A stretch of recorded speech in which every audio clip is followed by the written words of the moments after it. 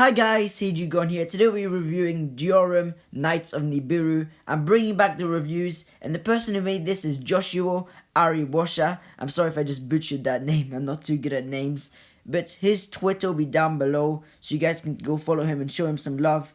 When I went into this manga, which Burning Bijou showed me, I wasn't quite sure what to think of it. But after reading it, I'm pretty sure that this is an amazing manga, and today I'll be reviewing it. Without any further ado, let's get into it. My heart's beating faster, I know what I'm after. I've been standing here my whole life, everything I've seen twice. Now it's time I realize it's spinning back around now. On this road I'm crawling, save me 'cause I'm falling. Now I can't seem to breathe right.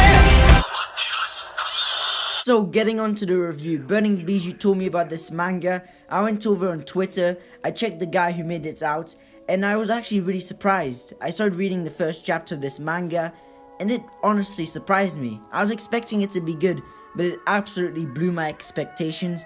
It's a very good manga. I find that the very good thing about it is it's actually got a unique idea.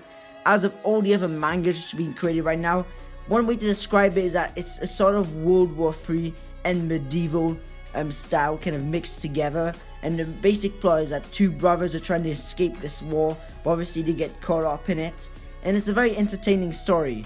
As of characters go, I find the characters at the moment, at least the main character, is a pretty decent character. He's fairly likable.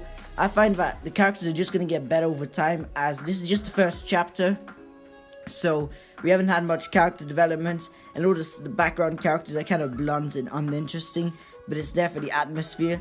As well as the story building. The story building in this manga is very good. It very quickly gets into the story. That's what I really like about it. It quickly starts off.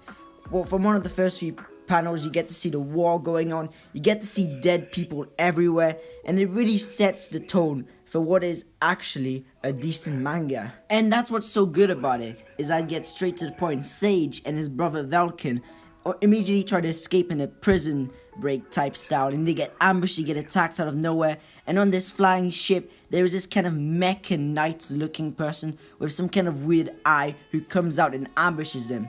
That's what some other things this manga does really well, is the action. The action actually looks decent, and it's crazy that this manga isn't developed by huge studios. Another thing I like about it is it's not really too much a shonen-esque anime, just like Boruto, and the fact that characters get immediate power-ups and things like that. It's actually original, and that's the main thing I like to say about it.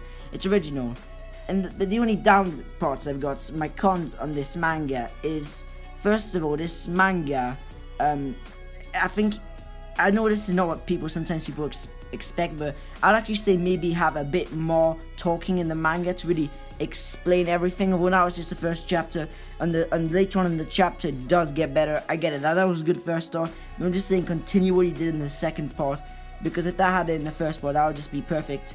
And what I really need to say is just build on the side characters. I know this could be the case, and this review is already, it could fluctuate, everything could change. This is only the first chapter. He's trying to make the second chapter better, and guys, please support him.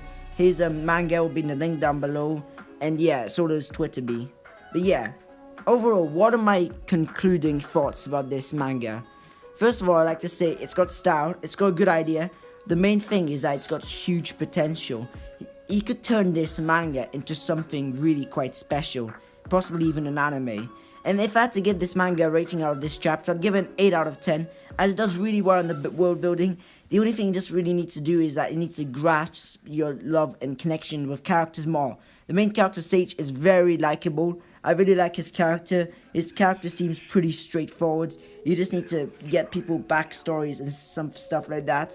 And yeah, after that, I think you're set to have a pretty good manga. And anyway, guys, that was my review. That was my review of Deorum, Knights of Nibiru. Sorry if I just butchered that name. I hope you guys enjoy this new review format I'm doing on my channel. I'm sorry I haven't been uploading recently. I've had exams, so yeah, that's kind of a shame. But guys, I'm gonna continue with that daily uploads once my exams are over. And yes, that was Gon. Peace. out.